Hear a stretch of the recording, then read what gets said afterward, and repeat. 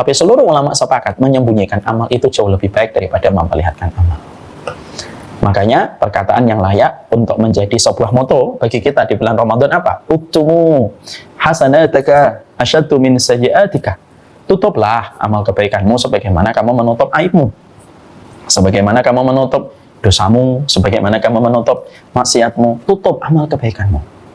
Karena apa? Karena sesungguhnya semakin amal itu dilakukan, tetapi semakin sedikit orang yang mengetahui amal itu, dan semakin banyak orang yang tidak tahu tentang ibadah yang kamu kerjakan, semakin menunjukkan keikhlasan hati kita. Karena sesungguhnya kehidupan sunnah, hukum kaidah, hukum asalnya adalah private living.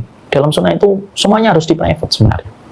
Itulah kenapa kita mendapati Nabi, kenapa tidak pernah ba'diyah dan qobliyah ketika di masjid? Karena Nabi melakukan itu di dalam rumah. Makanya Nabi bersabda, afdhalus salati fil baiti ilal maktubah. Tidak ada sholat yang paling utama kecuali dilakukan di rumah, kecuali pada sholat wajib, baru di masjid. Itulah kenapa Rasulullah itu kalau habis sholat tahajud, beliau tidur kembali. Sebagian ulama, salah satunya Syekh Adnan Tarsah, salah satu ulama, itu menyampaikan, Nabi tidur kembali setelah sholat tahajud supaya disangka kalau beliau baru bangun tidur.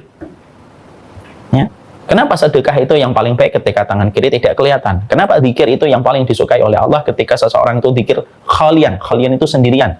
Lalu mengalir air matanya, dan orang semacam ini akan mendapatkan naungan ketika tidak ada naungan kecuali yang datang dari Allah. Karena Allah paling senang. Allah itu paling senang. Amal itu dirahasiakan. Semakin ilmu kita bertumbuh, maka semakin kuat komitmen kita untuk menyembunyikan amal kita. Berapa kali nanti kamu khatam? Apakah kamu iktikaf? Berapa kali dan berapa nominal yang kamu sedekahkan? Cukuplah engkau dan Rabbmu yang tahu. Karena kalaupun diketahui oleh manusia, sebenarnya nggak terlalu penting. Bagi yang mencintaimu itu tidak penting, karena dia tahu kamu baik bagi mereka. Bagi yang membencimu itu juga tidak penting, karena mereka juga tidak akan memperhatikan kebaikanmu kalau mereka sudah membencimu. Ngapain kita harus memperlihatkan amal? Dan sesungguhnya memperlihatkan amal itu menjadikan hati kita rapuh. Kenapa menjadi rapuh? Karena kita butuh validasi dari orang banyak.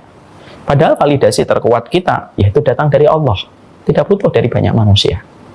Makanya akhirnya ketika kita ingin untuk memberikan Ramadannya hati kita, pastikan kita menjadi murid-murid pada satu madrasah yang bernama Ramadan.